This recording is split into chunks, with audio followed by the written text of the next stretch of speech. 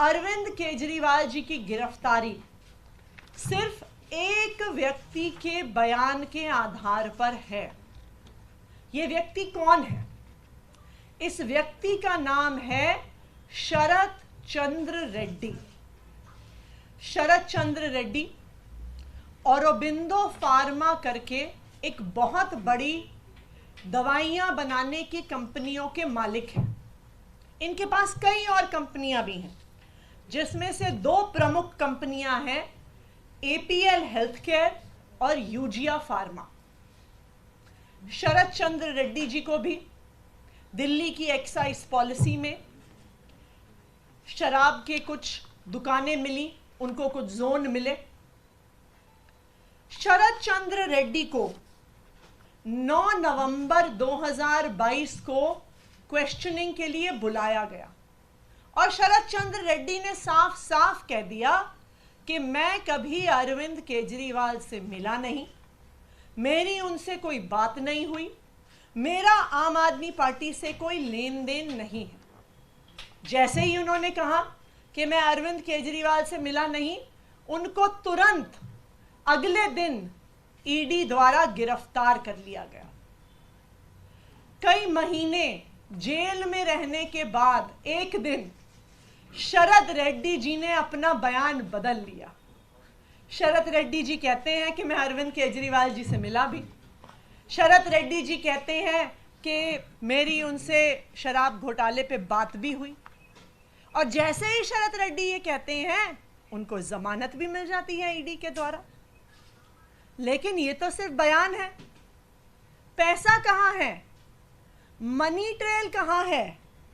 क्योंकि बीजेपी और उनका राइट हैंड इन्फोर्समेंट डायरेक्टरेट तो बार बार कह रहे हैं कि शराब घोटाले में पैसा बना और शराब के दुकानदारों ने इस पैसे को भ्रष्टाचार में, इस पैसे को रिश्वत के तौर पे दिया।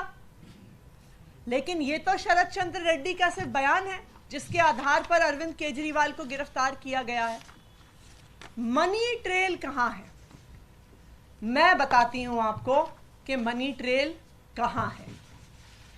ये है मनी ट्रेल शरत चंद्र रेड्डी की कंपनियों द्वारा दिया गया इलेक्टोरल बॉन्ड्स में भारतीय जनता पार्टी के बैंक अकाउंट में पैसा। आज ये मनी ट्रेल पूरे देश के सामने आ गई है कि शरत चंद्र रेड्डी औरोबिंदो फार्मा का मालिक, एपीएल हेल्थकेयर का मालिक, यूजिया फार्मा का मालिक, शराब का कारोबारी, उसने 4.5 करोड़ रुपए के इलेक्टोरल बॉन्ड्स दिए एक्साइज पॉलिसी के बनने के दौरान भारतीय जनता पार्टी को। उसके बाद गिरफ्तार होने के बाद 55 करोड़ रुपए के इलेक्टोरल बॉन्ड्स दिए भारतीय जनता पार्टी को। तो जिस मनी ट्रेल की पिछले 2 साल से तलाश हो रही थी, आज वो मनी ट्रेल सामने आ गई है कि आखिरकार शराब के कारोबारियों ने पैसा किसको दिया, पैसा कहां गया और पैसा कब गया।